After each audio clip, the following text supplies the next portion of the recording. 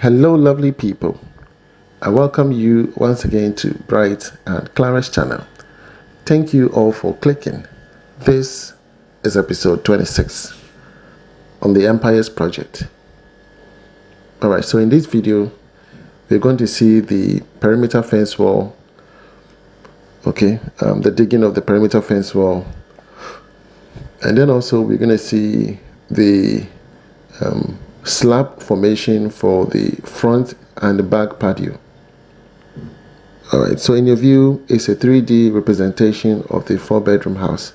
This is a hidden roof. As you can see, it is divided into two, as I did mention in episode 25. It slopes to the left and then a roof slopes to the right with the middle partition of the block work.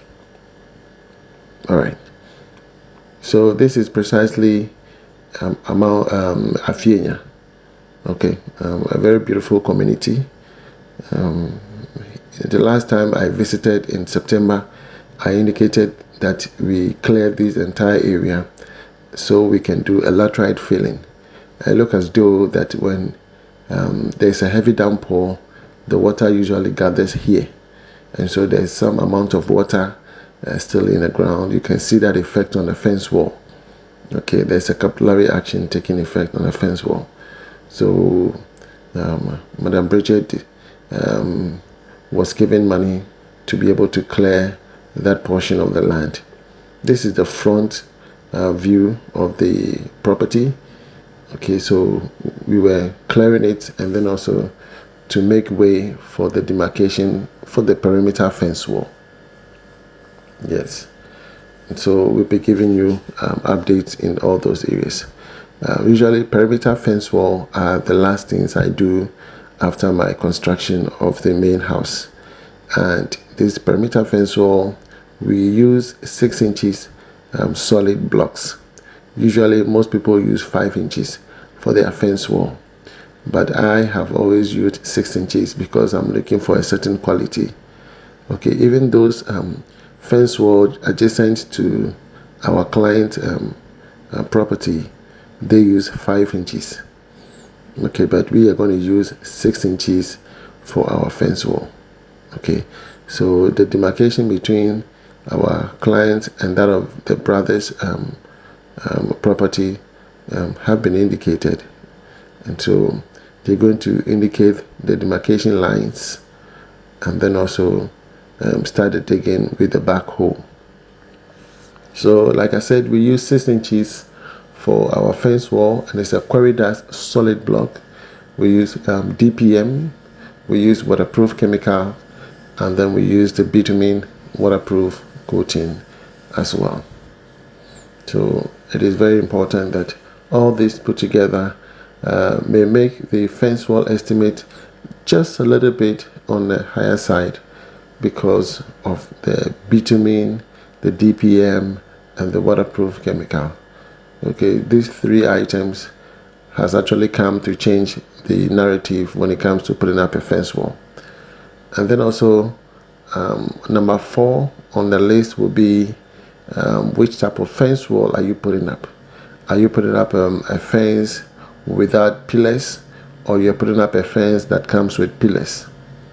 Most often than not, people will put up a fence wall without rebars or reinforcement. Instead, they will use the block as a pillar, and that actually reduces the cost of the estimate. Okay, that reduces the cost of the estimate. So we need to focus in that area so you can decide whether or not you want to go for fence wall without iron rods or fence wall with iron rods. You understand? It is important because if you want to look for quality, if you want to look for a longevity, anything that can last longer, you go with that, because whenever there is a little bit shake in the ground, those fence wall with just block pillars, usually they don't stand the test of time. Yes, they don't stand the test of time. They usually break off. Understand? So I reckon you decide on which of the fence walls you want to put up. In that way, when an estimate is given to you, you don't complain that it is too expensive, because if you have to do a fence wall and you have iron rods in there, means carpentry work is also in there. But when you take away the iron rods, you've taken away at least carpentry works. Not entirely, because the main gate, you will need a carpenter to do the formwork for the pedestrians and the main gate for the vehicle. But the remaining work, you don't need a carpenter. All you need is just the digging and then the masonry work. Because after every 10 feet where the pillar is supposed to be, you're going to put a block work back to back. The blocks are going to be laid back to each other. So the block is now serving as a pillar. You understand? And that is the reason. So those estimates are quite cheaper. Are you with me? They are quite cheaper when you're doing a fence wall without iron rods. Okay, yes, so that is the difference.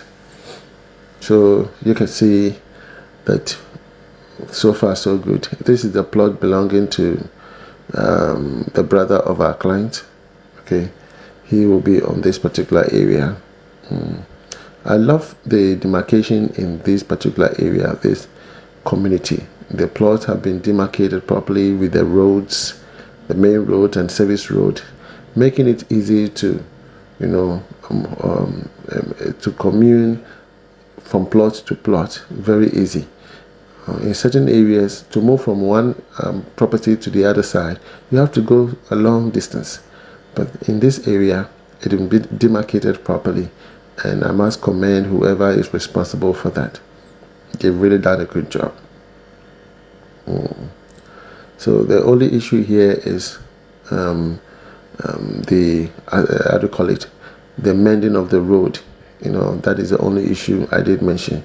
Once those areas have been tackled properly, it is a beautiful community. There's electricity, okay, and I believe if you need water, you can always get water. But we have our own borehole, so we are good to go. And then also with the borehole, we've done our reverse osmosis, and so there will be 24 water supply in the house. We wouldn't have any issue with that. We're going to provide solar system, just like I did for my own house. I have my own solar system, and so I don't really depend on a grid sometimes, because the solar reverse osmosis draws a lot of power, so you need a three-phase system. So this is the front, and so far so good. This is what we have done. Okay, and very soon we'll be giving you updates on the casting. And this is the garage side, the area that protrudes, the design that also have been done by the carpenter. So reinforcement will go in, and then the casting will take place. The digging of this perimeter fence wall, we are going 3 feet. Usually most people go 2 feet. You understand? And so if I am going 3 feet and someone is going 2 feet, our estimate will differ, because people dig according to the depth of the foundation. They dig according to the depth. The more deeper you have to dig, the higher the cost of the foundation. You understand? People don't take that into consideration. The block that you're going to lay is a factor, because you're going to buy the blocks. 5 inches blocks are not that expensive compared to that of 6 inches. So if I'm preparing my estimate with a 6 inches and someone prepare estimate with 5 inches, of course our prices would not be the same. If I prepare an estimate with a rebar, which is a pillars with iron rods, and someone prepares an estimate without pillars, of course the estimate will be different. So you need to consider that aspect of the fence wall. And then also we need to know the height of the fence wall. Mostly we go 8 feet or 10 feet. Some people don't usually go for the 10 feet. It makes them look so tall. So we go for the 8 feet. Yes.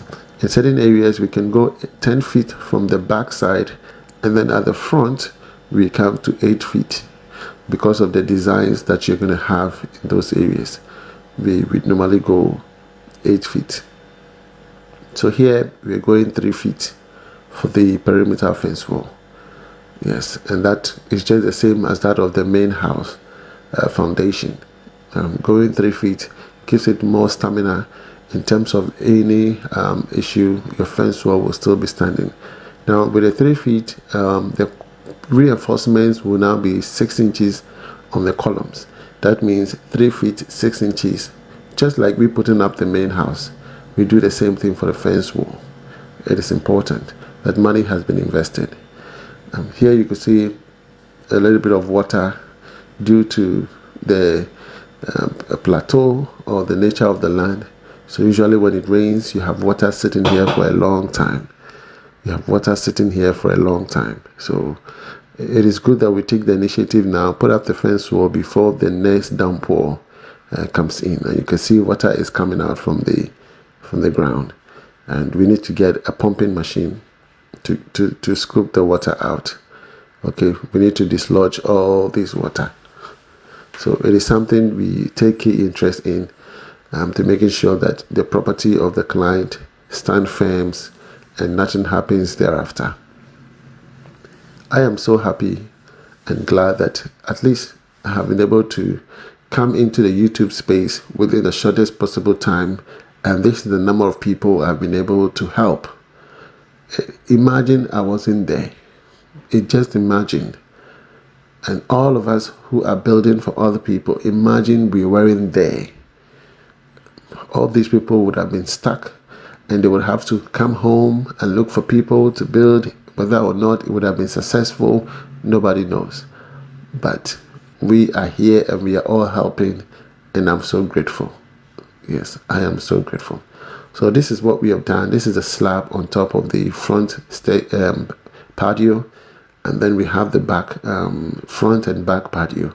So this is the slab, and so the next step we're going to do electricals and plumbing, and then the casting will take place, and then the roofing will begin.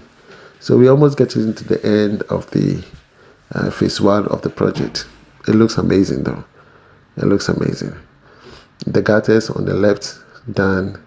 Yeah, I'll be coming your way with episode 27. From me to you, shalom. God bless you. Bye bye.